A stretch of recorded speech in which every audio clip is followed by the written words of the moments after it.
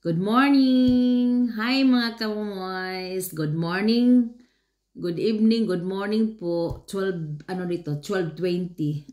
Hapit. Hi! Kumusta na kayong lahat? Happy New Year! Happy New Year! Hindi ako naka-vlogs after sa New Year mga kamoys. Palagi ako nagkanta lang Star Maker. Wala na akong time dito sa mga kamoys, mag-vlogs at saka reels. Kundi mag-ano lang ako palagi ako Star Maker sa kadlaw mga kamuis. Grabe. Hindi na ako makatulog mga kamuis. Matulog lang ako late na. Grabe. Normally, it's not good only late too. Pero ang ritmos ko ba na naging I'm always duty late. Late sa for example, I arrive here 1 o'clock.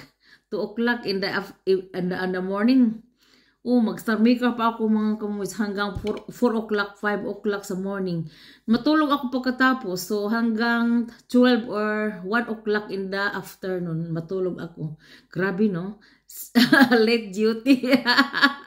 Pero ang mukha ko mga kamuis, okay pa rin. Kamumoys pa rin tingnan. Mga kamumoys, kumusta kayong lahat? Ako, the same as usual. Ang mukha kong always late is okay pa mga kamoys. Ang asawa ko always pa rin until New Year, sick leave pa rin siya. Ang magbayad sa kanya para may pera siya ang insurance mga kamoys. At saka yung insurance at saka yung sweldo niya is maliit lang ang diferensya mga kamoys. So sabi ko nga, okay, magpahinga ka. To, lang, kunti lang ang sabihan tayo ha. Dito, pag ang tao magtrabaho, kasi na siya mga kamumays.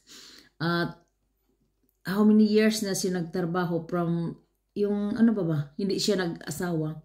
I will tell you. Hindi pa siya nag-asawa mga kamumays. So, nag-soldier noon. Pagkatapos, Ausbildung ka nang magkuha lang vocational course ba? Hindi siya nag-eskwela ng college o kanang university, kundi Ausbildung is vocational course or kursol ba? 2 years or 3 years like that. At saka may bayad dito mga kamoys. May bayad dito. Kung sila ka pagka-nurse dito, we will tell you. You know what I mean. Sa atin sa Pilipinas, ang mag-eskwela ng mga nurses, diba, bayaran yon by semester. Pero dito mga kamuis, you believe or not, ang gobyerno ang magbayad dito mga kamuis. Bayaran yung mag-eskwela dito. Allowance. For example, si anak ko, yung eldest ko, I will tell you again. Yung eldest ko nag-eskwela dito sa Germany sa college, sa university, sa yung ex-capital noon sa Germany, Bonn. Doon siya nakatira, dormitory, apartment pa nga. Nung una, dormitory with 50 children. You know that? Hindi niya magustuhan yung maraming bata. 50 ka children in one big dormitory ba? Pagka next month gusto siyang lilipat ng yung dalawa lang sila mga kamuis, dalawa lang sila. Gusto niyang hindi niya ng maraming bata. Kaya dami-daming bata. Mga daw ko ng mga 50, around 50. Pero maraming bathroom, maraming ang nila, kusina nila, parang malaking kusina na magluto sila, pero maraming lutuan. At saka for common ang kusina, at saka ang kwarto iba-iba. Pero hindi niya gusto ng maraming tao, siguro ba niya. Na naglipat siya mga kamumoys.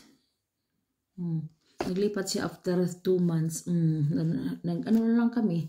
At saka ang dito, ang semestral yung semester fee, walang bayad dito. Noon may bayad yung mga kamoys, pero pag yung time sa anak ko, gi-abolish nila, 500 euro yun. Pero gi-abolish niya para free ang mga bata. Ito ang mag-eskwela ng college. Walang semester fee. At saka, anong kurso nung gusto, pwede, si anak ko nagkuha din siya ng yung study pay letter. Basta, good ang grade palagi. Ito pala ang ano. So, study pay letter is parang ano ba? Scholarship.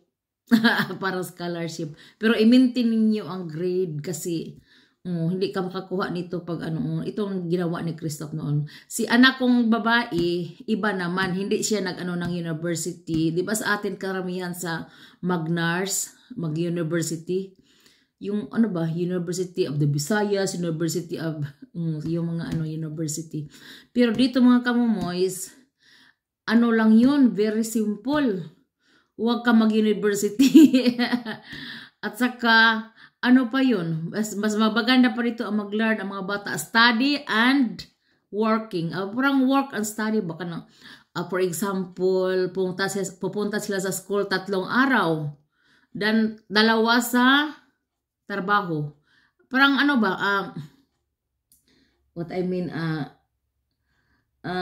mas needed pa yung maka-attend sila ng hospital dan pagkatapos eskwela, hospital, mag-duty at saka eskwela. Parang ito. At saka may allowance sila mga kamoys. Malaki na yung allowance nila. That's why nga ang pag-ano nila sa eskwela nila sa ano sa may dormitory din sila. That's why ang mga anak ko hanggang natapos sila, nakatrabaho, doon sila sa dormitory nila. Nakatira pa rin. Kasi nagustuhan nila, na-learn na nila na how to be a dependent, not independent. Independent. Independent? Okay. Independent, no. Na walang parents ba? Naka-learn sila na walang parents, mag-eskwela sila. Hanggang ngayon, may boyfriend na sila. Ito na ang ano nila mga kamoys. Ito na ang life nila.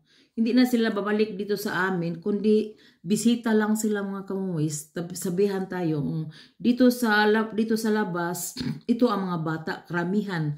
Yung malayo-layo ang eskwelahan, may dormitory na yung mga kamuwis. Yung anak ko, kung nag-drive pa sila, kung nag-ano lang sila ba, nag-auto lang sila, pwede man sila makauwi. Pero sabi nila para ko nung stress kung mag-uwi sa gabi kasi mag-train yun sila or mas maano nga, mas comfortable kung may ano ka, may dormitory ka kasi parang hindi ka stress. Kasi kung walang auto, kung mag-auto ka, kailangan concentration din. May mga ano sila, ang anak ko lahat may driver's license. Ang ano lang, kaso lang nga, yung mahal ang auto dito kung wala kang trabaho. Pero may trabaho na sila after sa ano nila, pag eskwela nila mga kamuis, nakatrabaho sila. Yung hospital, for example, si anak ko, pediatric nurse ang ikalawa. Si Christoph Geography, yun siya. Nakatrabaho na rin siya sa parang City Hall sa mga yung tema ngayon na, yung panibagong tema ngayon na Climate Change Protection Manager. Si anak kong lalaki. But I hope na ano niya, ma-maintain yun niya, makatrabaho siya forever. Kasi sabi nila, ano pa raw, not regular. I hope na ma-regular siya. Kasi parang, ay ano lang nila na 1 year lang daw. Pero sabihan pa siya kung when, bago yun, naglipat siya sa isang trabaho na walang connection sa gi-eskwelahan niya. Pero ngayon, yung ikalawa yung trabaho niya ngayon, connection yun sa, yung climate change protection, connection yun sa gi-eskwelahan niya noon sa geography. May connection yun. Yeah. At saka, yung si anak ko nga, ikalawa, pediatric nurse, pediatric nurse, yung sa mga batang maliit, yung mga baby, newborn baby, siya ang for example, ang magpaanak ang midwife. Siya ang ibigay sa kanya ang mga maliit na bata, yung newborn baby ba. I-check up yun niya kung makarinig, kung not behind, not disabled, o i-check up, i-general check up yung bata. At saka bihisan niya siya ang bihis. kaliguin siguro yung bata. Siya ang mag-ano mga kamuis. After sa delivery, yung, diba mga anak sila ang midwife ang magpaanak. Pagkatapos, ibigay yung bata sa kanya at siya na ang mag-check up lahat hanggang mabihisan yung bata, ilagay sa kuna. Di ba may kuna yon every bed, may pangalan siya ang maglagay nito. Tsaka kailangan may paantwortong. Anong paantwortong? Na ikaw ang trust niyan na hindi magkamali, hindi magka-change ang bata. Ito mga kamuis, ito ang trabaho niya mga kamuis. Niya na hindi magka-change ang mga bata at saka, bihisan niya lahat at saka lagyan ng pangalan. Pero hindi naman siguro busy dito ang mga anak. May tinanong namin, may gabi na maraming bata, may gabi na walang bata, may gabi na kunti lang ang batang ipinanganak. Pero ang booms dito mga foreigner, mga kamuis, ang mga booms dito mga kamuis, mga foreigner. Foreigner ba yung, for example, mga refugees nakatira dito, kay damay-daming mga anak yun sila mga kamuis. Tatanungin namin ang may German din, pero marami daw ako ng mga foreigners kasi maraming foreigners dito nga, mga refugees ba, yung galing sa Syria noon, di ba naggira ang Syria. Marami din silang tinanggap dito sa Germany mga kamuis. Hanggang hanggang ang iba siguro nag-uwian, ang iba nakatarbaho dito at saka may sariling pamilya at saka may bahay sila o apartment mga kamuis. Ito ang importante sa kanila, may bahay at saka or apartment kasi gusto nilang privacy din para makaanak din sila, di ba? Kung mga bata pa, kung mga tigulang hindi. At saka yung pangatlo ko mga kamumoys, nag-eskwela ng yung daycare, yung maestra sa daycare ba? Ano yung pangalan? Sa nursery, yung mga batang maliit ba na mag-eskwela, yun? Maestra sa nursery. Ito ang niya, din siya last year ba, yung Abril, natapos siya at saka nakatarbaho siya diretso mga kamuis. Silang lahat nakadiretso sila tarbaho. After sa work, doon na sila after sa pag-eskwela. Ito na doon sila nag-learn mga kamuis, doon din sila tinanggap. Yung si Ipa at si Lisa. Pero si Christoph, university yun, iba kasi mag-apply yung trabaho. Ibang trabaho. At katulad sa Ilaka Ipa, automatic na, for example, ang hospital ni Ifa, yung hospital yung gieskwelahan niya, academy Helios Clinic or Helios Hospital clinic man zero yung mga sa bata niya, yung mga babies sa clinic yun. At saka si anak ko sa daycare na Catholic. Katulad sa akin din. Ako nag-janitor mga kamuis. Hindi katulad sa anak ko nga nag-eskwela na 3 years as maestra sa daycare or nursery. Kindergarten dito sa Germany. Daycare Iskita. Kindertagesstätte. Sa amin mga kamuis. So, sa akin, ito din. Nagtrabaho lang ako as janitor. So, tingnan mo, ang mother, pa rin? Trabaho pa rin. At saka with tax, nag-file ako ng income tax, income tax return, income tax, mag-file ako ng income tax para later, may pension din ako mga kamuis. Ito ang buhay dito mga kamuis. Pag mag-file ka ng income tax, or how many hours ka magtrabaho. For example, noon 16 hours lang ang trabaho ko. At saka dito, kung gustong walang tax bayaran, may 520 basis. Anong 520 basis? You work only like 16 hours or how many hours? I don't know, 10 or At saka, konti lang din ang sweldo. Pero ako mga kamumoys, 5 hours a day, 100 hours a month. Inuras ang, ano dito, ang bayad mga kamumoys. Inuras ang sweldo dito. Pero, malaki-laki ang sweldo, but, maraming deduction dito mga kamumoys. Anong deduction sa salary? Church, mayroon kaming church tax dito. Wala sa atin yun, no? Sa Philippines, wala yun. Church tax, kailangan, need, is or PhilHealth, is PhilHealth, i-deduct yun lahat. Yung pag-pension namin, i-deduct yun.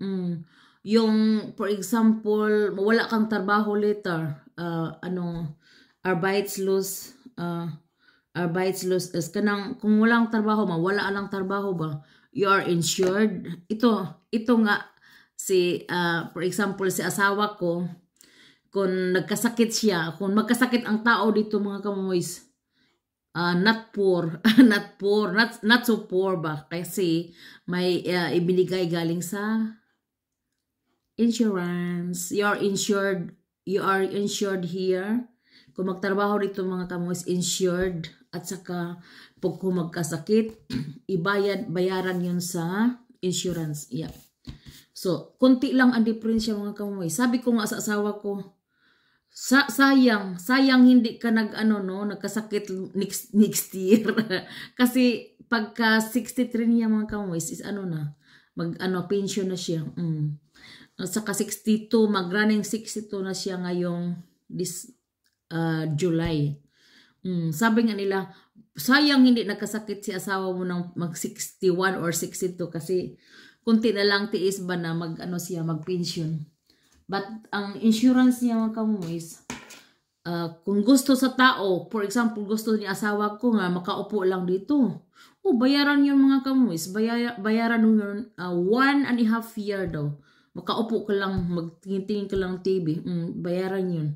Not pension. Ang pension iba yun. Pag 63 ka, doon na ang pension. Grabe no? Sabi ko nga, I hope later din ako din so like that, no? At saka hindi na ako matrabaho pag magkasakit, for example. Lang ako, pumunta na ako sa Pilipinas siguro mahapon.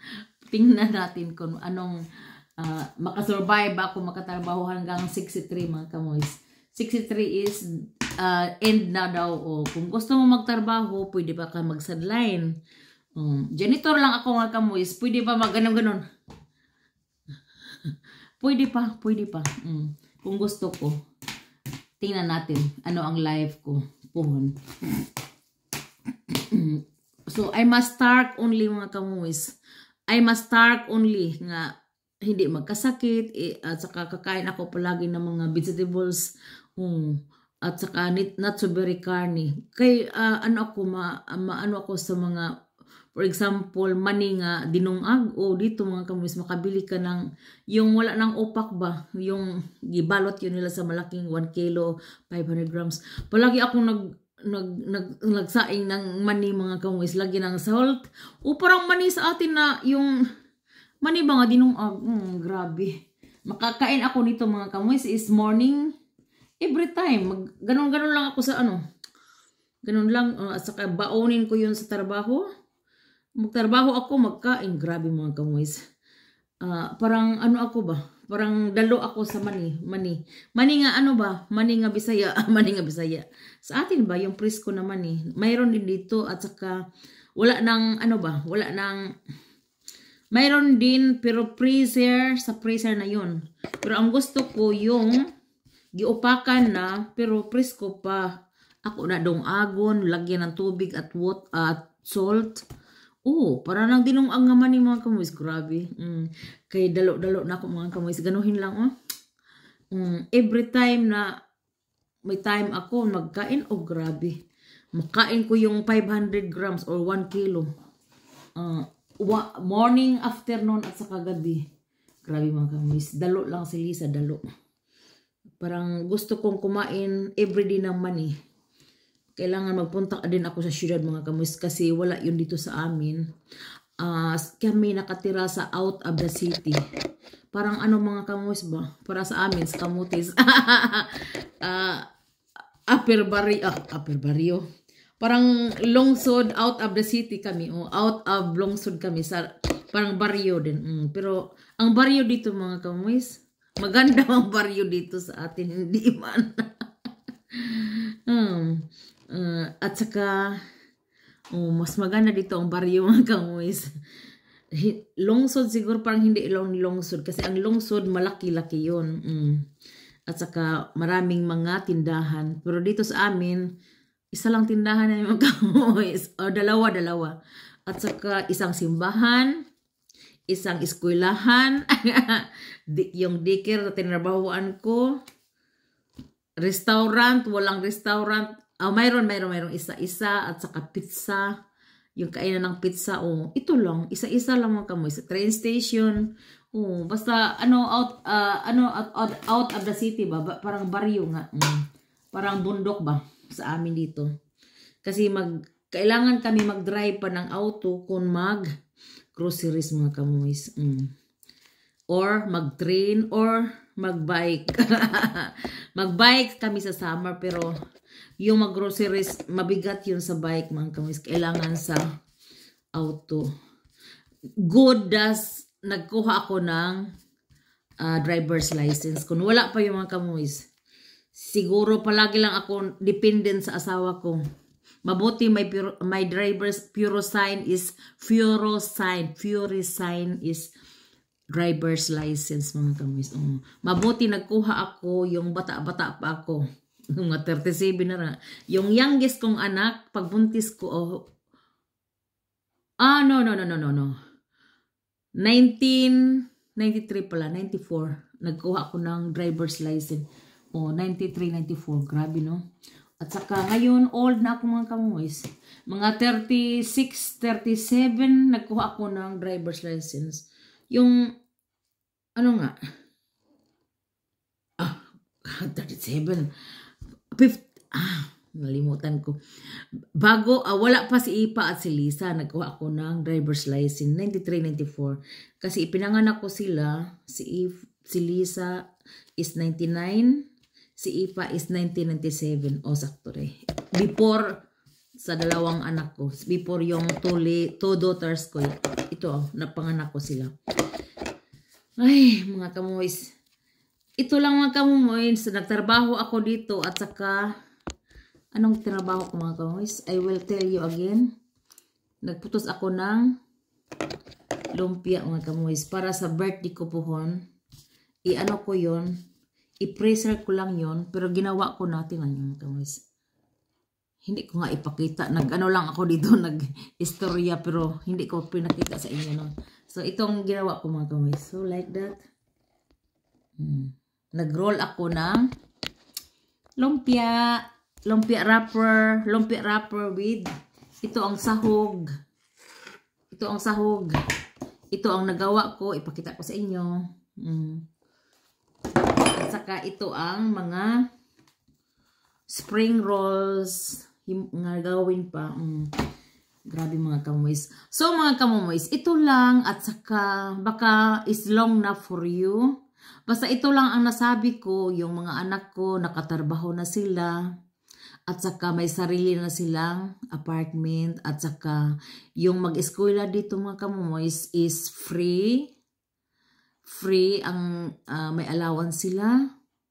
Not like sa atin, di ba mag-eskwela kailangan semester fee ang parents magbayad at saka kung makatrabaho ang mga bata, ang mga anak, di ba mabayaran yung parents o ibalik yung pera din kung makatapos at saka makatrabaho sila mga kamoys. So mas mabuti sa atin is very important dito mga kamoys mag-study ng pagka-nurse. Nurse. Kasi ang nursing is everywhere in this world magamit talaga. Dito maraming nag-hire galing sa Philippines. Kung sino mang gusto mag-nurse, apply lang dito sa Germany mga kamuis. May may vloggers nga nag-eskwela dito pagka-nurse. Sabi niya dito siya nag-eskwela.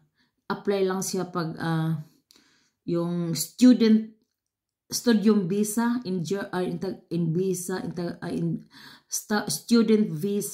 student visa on studium visa. Ito daw ang i-apply dito mga kamuis. Mag-nurse ka sa atin at saka may ano na yon sa atin, how to speak German. That is the very good sa atin. So mga kamuis, thank you for watching. Subscribe me and share. On like mga kamuis. Thank you very much. Thank you for watching. Have a blessed Sunday po. Sunday na yon sa atin. Hapit na 1 o'clock dito. Have a blessed Sunday po and bye-bye. Till the next. Thank you.